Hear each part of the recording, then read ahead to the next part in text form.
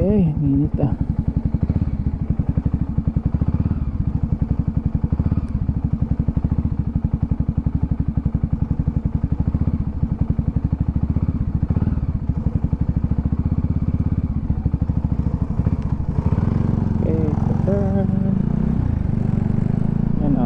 Mga riding in tandem ng mga pulis yan, kaya huwag mong balakin magloko dito sa Panama kasi habulin ka talaga niyan.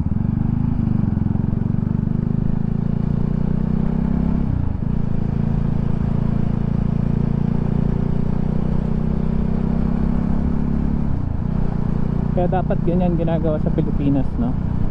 Para mabilis yung responde ba sa Pilipinas, kasi walang ganyan. I think sa Davao meron, pero sa entire Philippines wala. Mas mabilis kasi mag-responde talaga yan, kasi yun, nandun na naman sila sa gilid, di ba? Iraradyo lang nila, o dito sa kalye na ito may ganito ganyan, o di bilis nila ang makaano ng ano. Kaya yung kidnapping dito hindi nag-work talaga. Ang bilis talaga ma-solve yung mga krimen.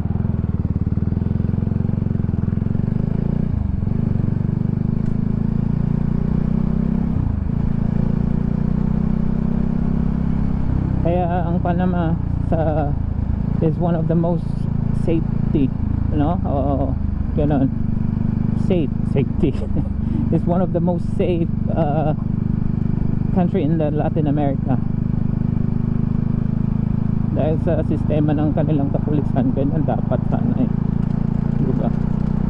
Ano yun, naka-mobile yung mga pulis nyo, tapos maipit sa traffic, wala nang kwenta talaga, di mo mahabol yung ano mo, target mo.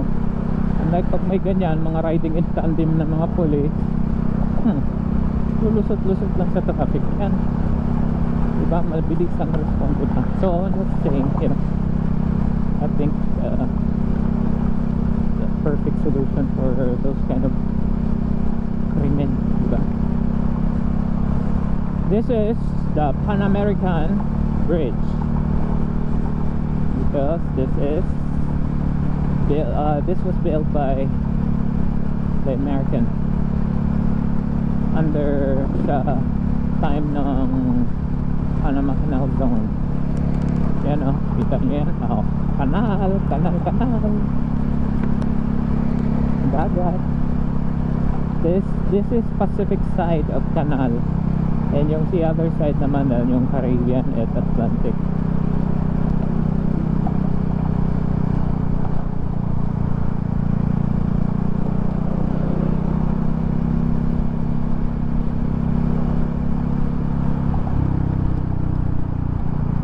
Kaya chill lang tayo, hindi tayo pwedeng overtake, wala tayong matinong break.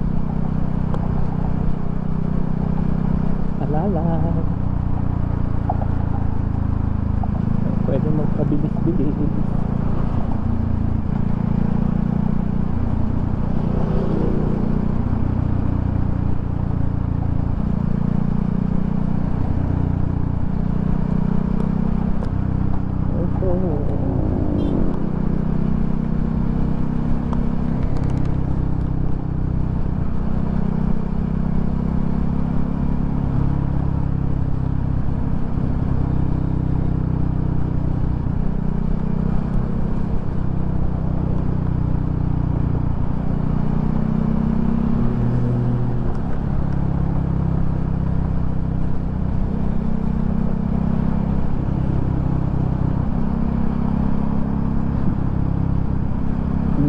Chinese.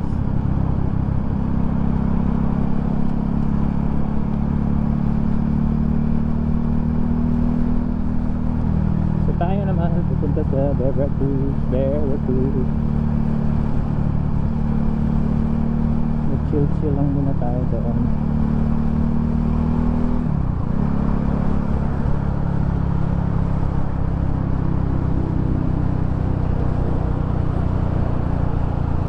Nawala na yung sign ng Veracruz, maliit na lang. Hala siya.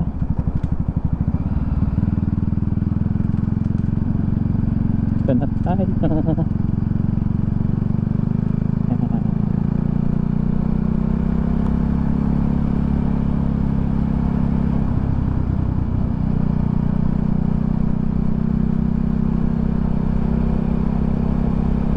At may isa pa palang problema tong motor na kailangan kong ipaayos na din ito, yung bearing niya dito. Medyo naglalak na eh, kaya delikado din.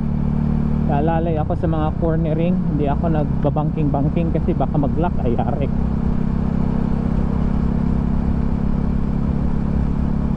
Ay, sarap, lamig. American Bridge, Pan-American Bridge. Uy, ano to? Tanda na sasakyan dyan, mga nag-fishing yan dyan. I think so, yeah.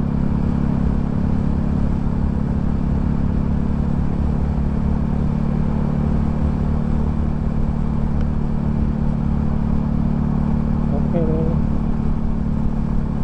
turn not to right.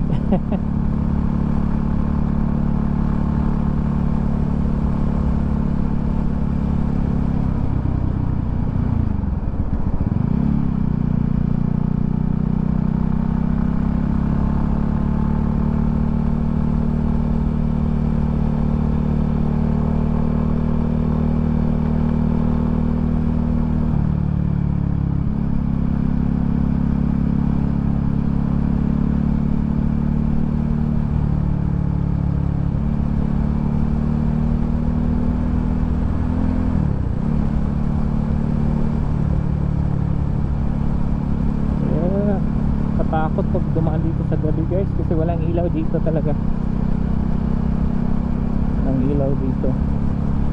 Yan na yung alam mo, forest lang talaga ito.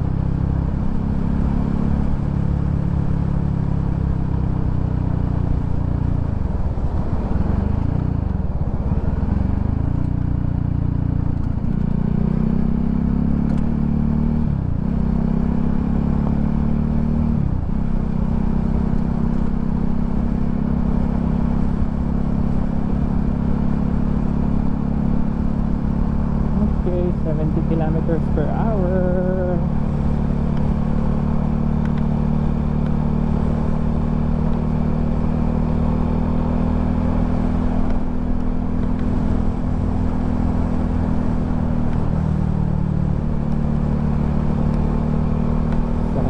Sarap.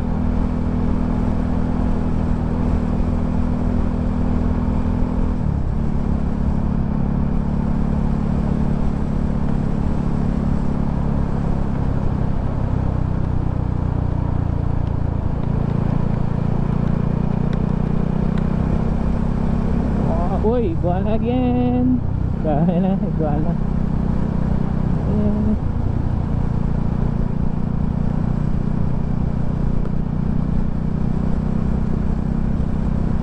Maraming iguana dito pero hindi pa ako nakakita ng monitor lizard, yung bayawak dito.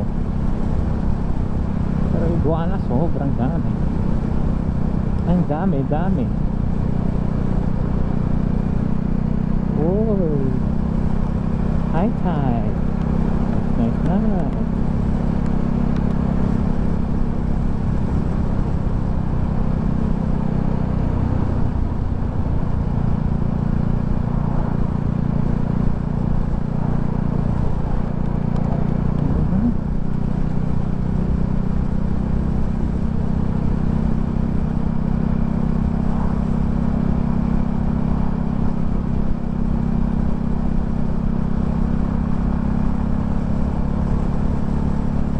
Kaya gusto mag-ride dito guys, paulit-ulit akong pumupunta dito kasi maganda yung daan naman. Hindi perfect yung daan pero maganda dumaan dito kasi di ganun kainit, covered siya ng mga trees, mga puno, and then maganda ang simoy ng hangin dito kasi you're in the middle of forest and then the other side is the ocean, diba? Nagkagat. Sarap, ang lamig.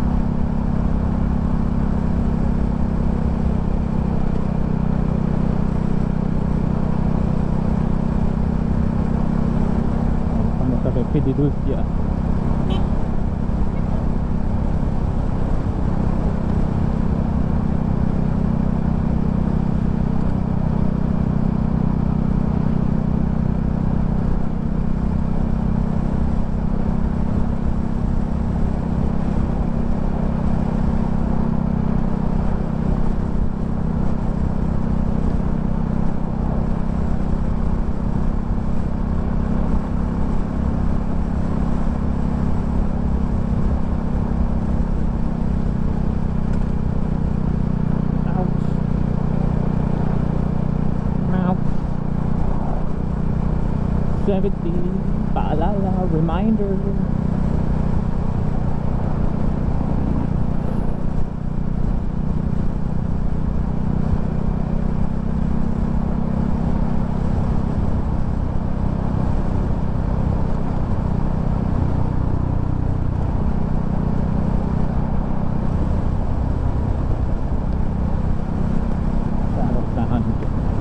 Caravan.